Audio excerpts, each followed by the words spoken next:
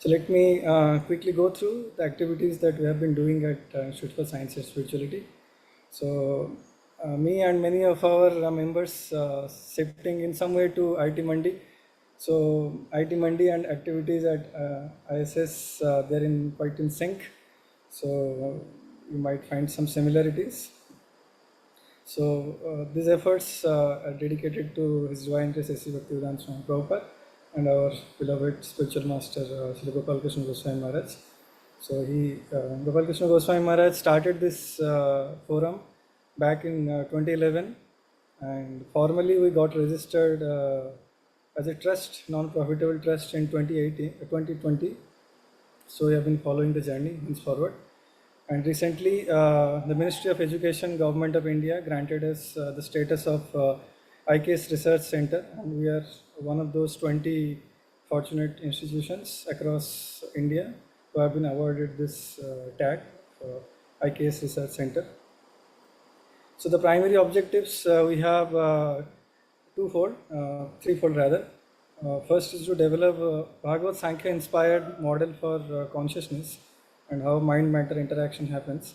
And the second one is to investigate about our Gaudiya Vaishnava tradition, the literature and the philosophy that it has. And then third is to disseminate and to educate people on these principles. So let me quickly go through our outreach activities. For the last couple of years, we have been organizing several conferences in India. So recently, we collaborated with IT Mandi as part of the co-organizer for MBCC Mind Brain Consciousness Conference 2023. And you can see Prem Kishore Prabhu, Mr. Praveen Kumar, he's leading a special session on science of perception. And early part of 2023, we also organized the Philosophy of Vaishnava Vedanta Conference at Jawaharlal Nehru University. Probably if you are from India, you know what it means to have a conference on Vaishnava Vedanta at JNU. JNU is the hub of secularism in India. So by Krishna's grace and devotees arrangement, we could manage that. And in sequel to that, we also organized another national level workshop funded by Indian Council of Philosophical Research and JNU. This ICPR is the apex body for philosophical research. It monitors all kinds of philosophical research in India. So any details you want, you can go through this website.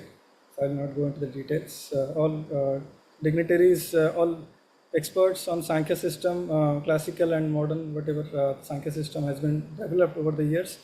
We could invite many scholars, traditional and academicians both. And in the past, we also organized several international events on environmental awareness, mostly led by Professor Ramesh Goyal at Utah University. So we organized two such events in 2021 and 2022. It was a good success for us. And Jigyasa is one of our flagship events. Every year we try to organize it. Since 2020, we have organized three such events. And in the very inaugural event, we could invite the Minister of Education, Government of India, Ramesh Pokhriyalji, and also several directors of different IITs to be the guests. And in follow-up to that, we also organized Jigyasa 21, where we could invite many dignitaries like Ed Kelly and Professor Sudhir Shah, who investigated that monk who fasted for years.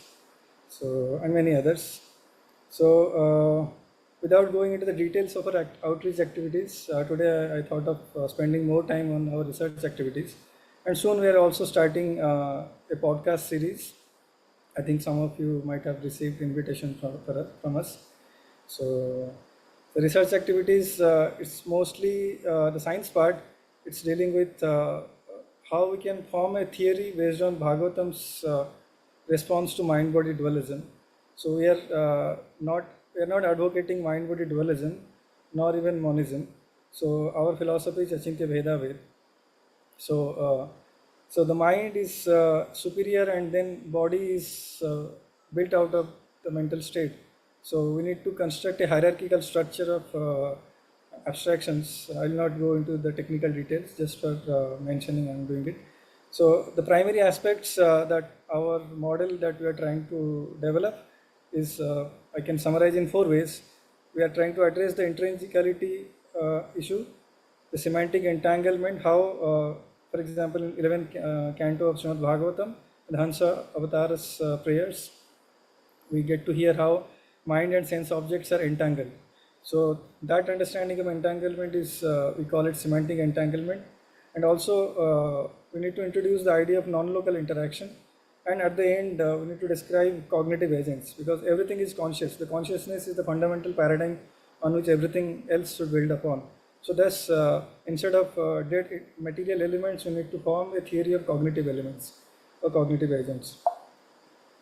So in that attempt to appreciate what intrinsicality is and what part and whole relation is, so I made a venture into study of collider observations, where I suggested a model.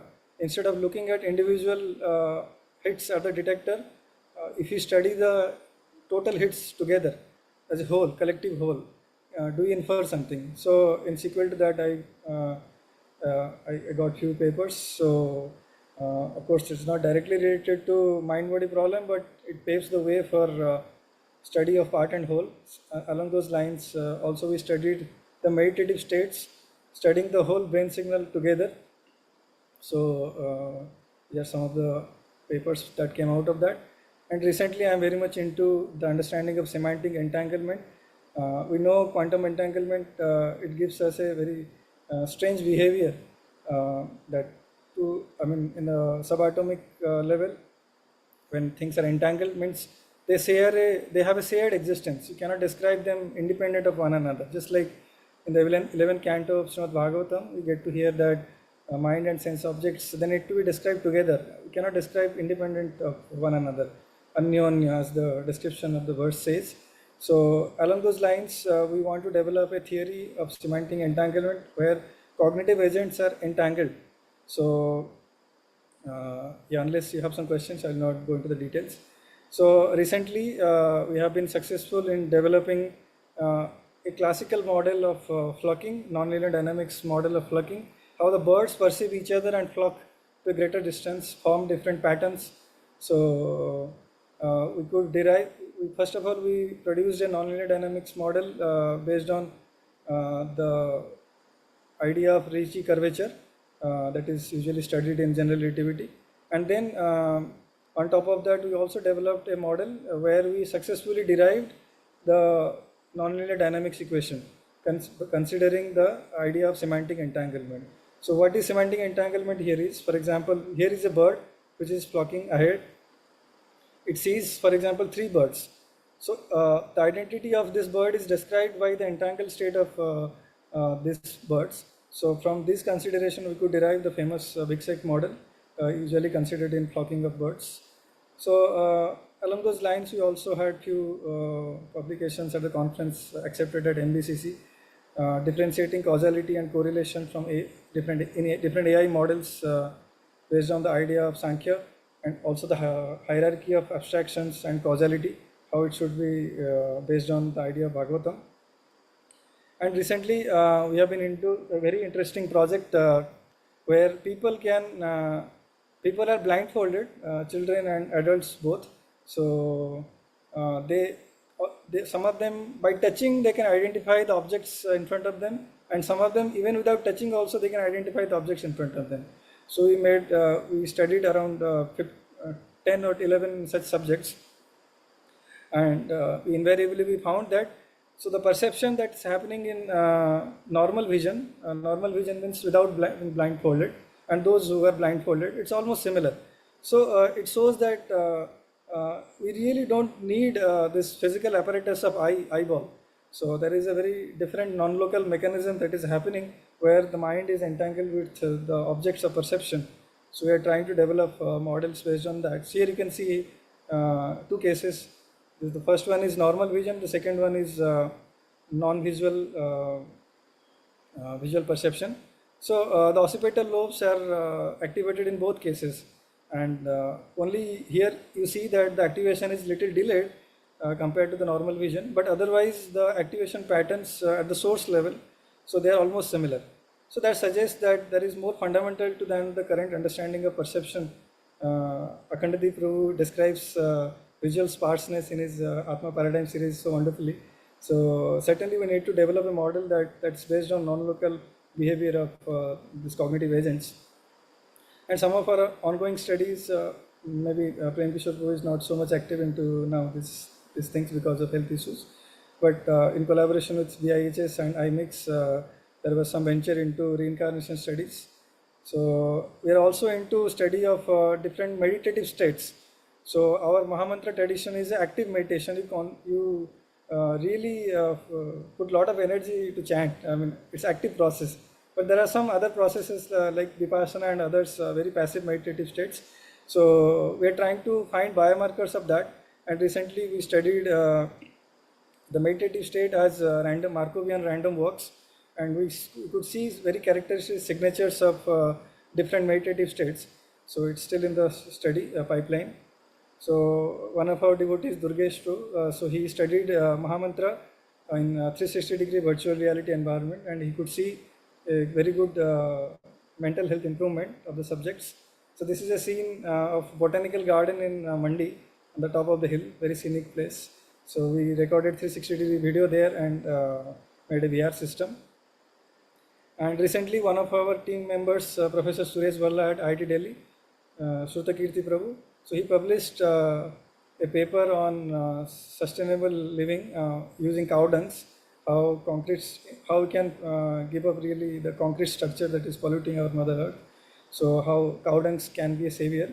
So and our team member Durgesh Prabhu is also studying three modes of nature from Bhagavad Gita perspective by studying behavioral patterns from textual video and image data extracted from social media, and trying to see how these patterns corroborate with the models in Bhagavad Gita, the three modes of nature.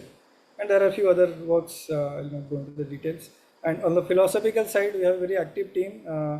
Three of our members, Dr. Rasmi Mishra, Mr. Anshul Agrawal, Dr. Saswati Bardoloi. So they are very much into study of our Gaudiya Vaishnava traditions. So Anshul Agrawal is trying to bring out how philosophy of science could benefit from Jiva Goswami's Sat Sandarbha, and other two ladies, Dr. Rasmi Mishra and Dr. Saswati Bardoloi, they are into usual Gaudiya Vaishnava theology. So they are some of their presentations in different forums.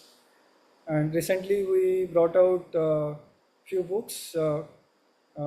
Some of them are proceedings from our conferences. For example, Jigyasa 2022, it was on science and philosophy in Indian knowledge system. In this event, Ministry of Education was one of our co-hosts. And recently a team of our volunteers, they compiled a book around 150 pages, What is Life? Exploration from Scientific and Spiritual Traditions. And this was a mammoth success for us. We could invite scholars from practically all four Vaishnava Sampradayas. They assembled at Jawaharlal Nehru University, and we could compile 1100 page, more than 1100 page documentation on Vaishnava Vedanta from different perspectives. And we had earlier a few compilations, Science and Philosophy in Indian Knowledge System, Faith and Reason on Trial. And recently, Ministry of Education listed 3 of our courses on their website. And if you're interested, you can go onto this link, iksindia.org, courses offered by ikscenters.php. And there you will find detailed syllabus. And if some of you are interested to join any of these courses, the next batch is starting very soon. So you can be in touch with us. So, yeah. So I'll not go into further details. I think it's already 7:50. So these are our contact addresses, and if you're interested to be in touch with us either for research or any outreach activities or compilation any books or courses, so feel free to be in touch with us. Thank you very much. Hare Krishna.